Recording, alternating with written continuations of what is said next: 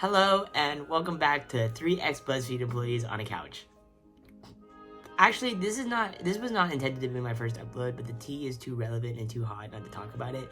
And also, this likes to bring into a new segment called Bree talks about things that she's not qualified to talk about because she actually doesn't know what is actually going on, but only wants to talk about it because she likes the drama of it. Hi, I'm your host, Bree. Anyways, this mic is not plugged in. It's only here for effects. I actually am not using any of the actual camera equipment that I own. I'm recording on my phone, old style, just like back in the day. So we're keeping it true to tradition. The only difference is that I actually have notes this time, so I'm not talking off the top of my head like I usually do. So why am I talking about this? Well, I love current events, especially if it involves the internet. Second of all, I feel as though because it is a current event topic that people are like all on like up in arms about, I just thought it would be fun to put in my input, even though it's not necessary. And I know I'm not the only person that's going to be talking about this situation. I know that there are going to be people that have different opinions and better understanding of what's going on, but I just think that this whole situation is an absolute dumpster fire, and I want to talk about it.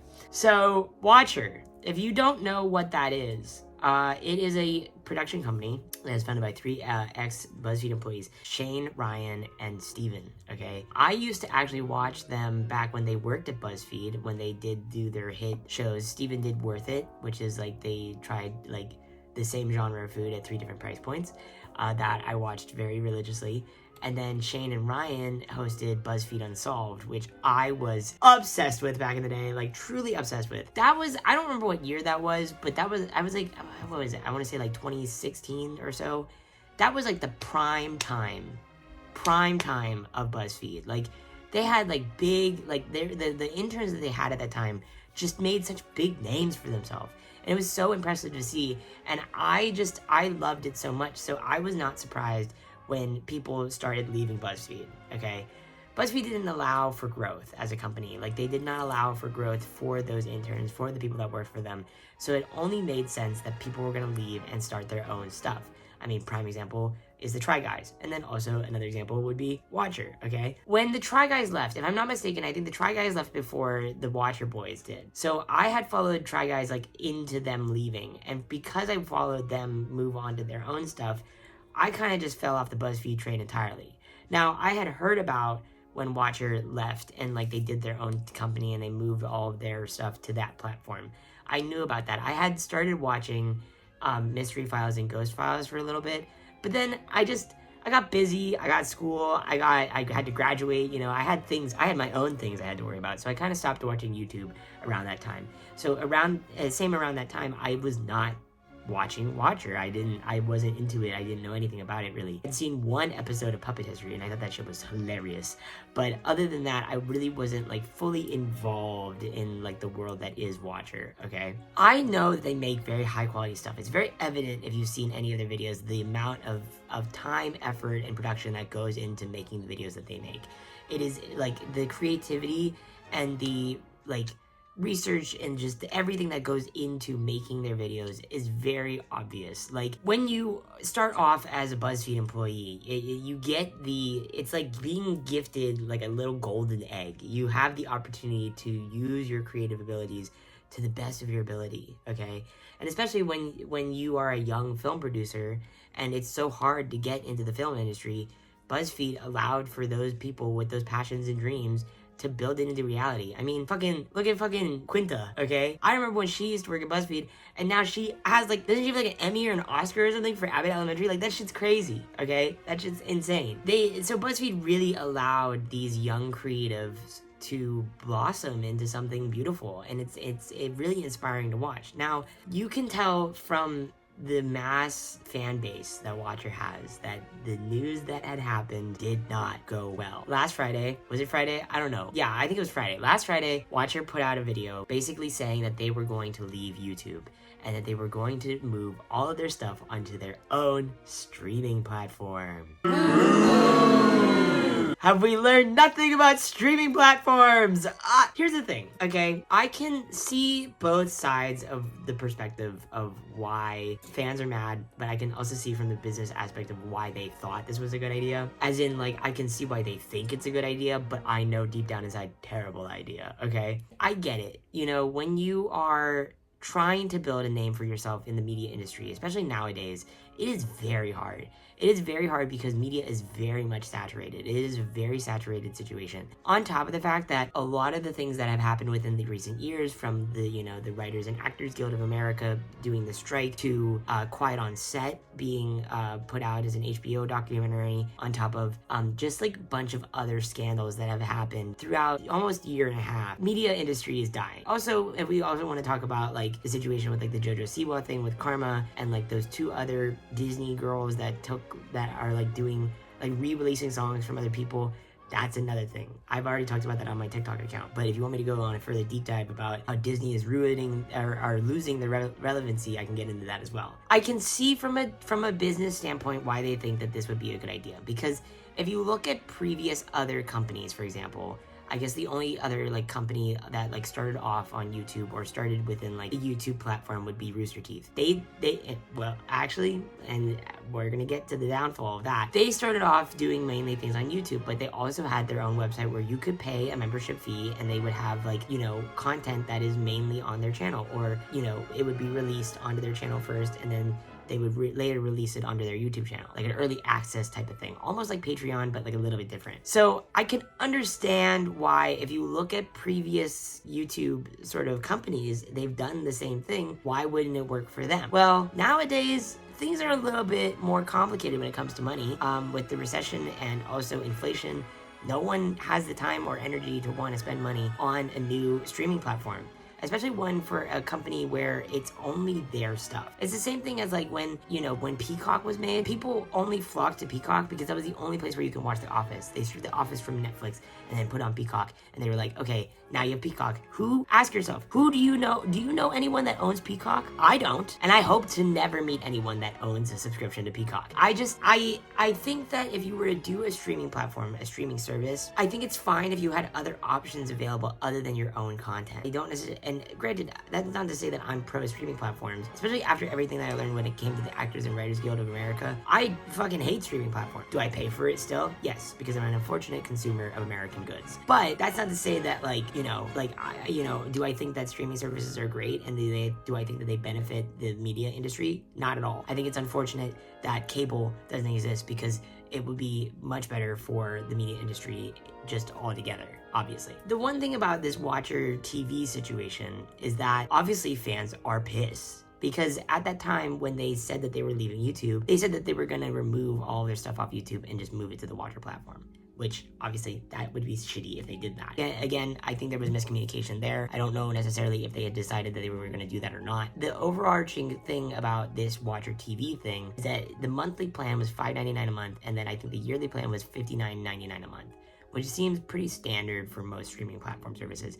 I will say that it is cheaper than the other ones that exist, but then again, you are only getting the content that is made by Watcher as a production company. The one thing that I find a little bit another issue about this is that they already have a Patreon, which is like, if you don't know Patreon is like the main platform that most creators use to make money to fund their business.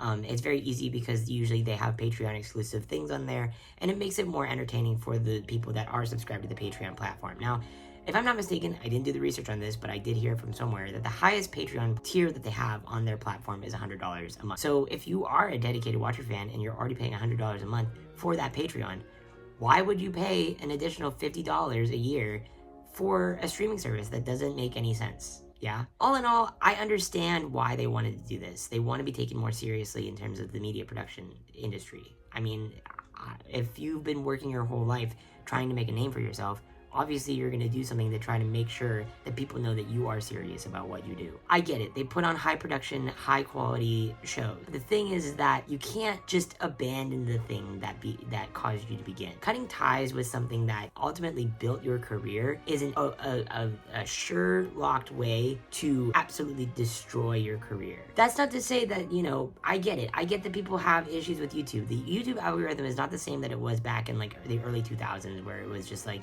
recommending any video to you at all. Like nowadays, I don't even know if my videos are going to get recommended to people ever, and that's fine with me. I'm not here on the YouTube platform to make money and try to be like, oh, I should be a big content creator, whatever. I'm on the YouTube platform because I like to yap, and the only place where I can yap for longer than 60 seconds on TikTok is on YouTube, and that's why I'm on here. Everyone has their own motivation. A lot of the time, people glorified, becoming a YouTuber and making money off of that platform. And when YouTube's algorithm has changed and the trends have changed, it causes a rift in what you should do in terms of what you should put out content-wise. Well, this morning, Watcher has released a new statement, which brings me to my 3 ex-BuzzFeed employees on a couch. The cinematic parallels between this and that Try Guys situation, very funny. The couch situation, very funny. Granted, this situation, in terms of dramatics, is not as bad as what the Try Guys went through, just because that was more of like a boo-boo on their end. That situation for the Try Guys, that's an entirely other thing that I don't even want to get into because we're over that now. It's been a year. Let's move on. I watched that video, and I think that the steps that they're taking further to move forward is a very, very smart decision. I do agree that instead of making Watcher like the most primary thing that they put all their content on, to make it a platform where it's like, oh, we will release it on Watcher and then a month later we will release it on YouTube is very smart. Rooster Teeth did that for years, and it was very successful for them, and that's how they made their money. Do I expect that Watcher will have a similar downfall to Rooster Teeth? No, because that is more complex and convoluted. If you look into the history of Rooster Teeth and all of the drama that they've gone through, that was more of a moral issue, less about a business standpoint issue. This thing that Watcher is doing, I think now that they've acknowledged that they were in the wrong for trying to move directly straight to their streaming service, I think that this move is a very smart decision on their business platform. I think that they will do very well in terms of, trying to do the streaming platform and whatnot. And if it ends up failing, it ends up failing. I don't know how much money you would lose from that, but I mean, it seems to me like they're making a decent amount of money on their Patreon, as most YouTubers do. Most YouTubers seem to be making a decent amount of money on their Patreon account. With the fan situation is very funny. I think that the comments were really, really, really funny and very, very true. I think it was very good that they were just straight up like, look guys, stupid decision, very dumb idea. I'm not going to be a Watcher fan anymore. And it goes to show you that community speaks volume. All in all, I think that their apology video was very, very well done and very well received. I think that they were very, very smart, and I'm very glad that they released it that fast. I mean, to release a video on Friday saying that you are going to make this business move, and then to just, use the weekend to mull it over and then make a video on Monday, fastest response in terms of an apology, and very well thought out, very well done. And I do think that the model of doing Watcher for the first month and then applying it to YouTube later is very smart, because maybe there are dedicated Watcher fans that are willing to pay the $5.99 a month to watch, early access to these videos. That's great. Wonderful for them. And I know that they said in their apology video that they feel kind of pressured to stay relevant and stay on top of like relevancy when it comes to like AdSense, people like trying to stay relevant in that aspect. It's hard. The thing that's hard about that is that you have to decide, do you stay true to your craft and you stay true to what makes you you, or do you try to move in with the trends to make money? And that's where it's hard as a creator, because obviously you want to do your passion, you want to do your work, you want to do what makes you happy, but at the same time, money is what unfortunately makes the world go round. I think that personally, for them, if as long as they stay true to their craft, they stay true to who they are and why they started Watcher as a production company, I feel as though that they will succeed over time. I mean, these guys have been doing pretty well overall. I mean, I don't know if you guys knew this, but I remember very vividly, well, what movie was it? It was a movie with Ryan Reynolds in it. I saw Ryan Bergara in that movie. Like, these guys are not doing that poorly in terms of like their success as internet people. I mean, they've done a lot and their names are very well recognized. So I understand that you want to try to play with the big boys, but sometimes trying to play with the big boys can lead you to bite yourself in the ass. All in all, I don't really know how to feel about this situation. Again, I'm not a Watcher fan, and I only wanted to talk about this because I found this situation interesting. But that just kind of goes to show you that super big decisions that you make as a business might not be the best decision, even if it is the current trend right now. The best thing to do when it comes to having a business and how you want to navigate it is staying true to yourself and also staying true to the people that support you. That's what matters the most. If you try to go against that, you're bound to set yourself up for failure. Now, my question is, who thinks that they're gonna make this couch video into an SNL skit? Because I will piss my pants if they did that. Granted, this is not as big as like the Try Guys scandal, because that was a little bit worse, because like that's infidelity, but like this, I don't know. I just think it's very interesting. But anyways, that's enough of me. That's enough of my talk. If you don't subscribe to me, subscribe. I plan on making more videos very soon. This is my first video in about 2 years. I'm normally not like this serious in terms of content, but I just wanted to talk about something that I have no qualifications to talk about because I thought that that would be really funny. If it's not funny, I will never make a video like this ever again, and I will stick to me cooking in the kitchen because that's what people like apparently. Anyways, have a good day, have a great rest of your time, have a great week, and I will see you in the next upload. Bye-bye.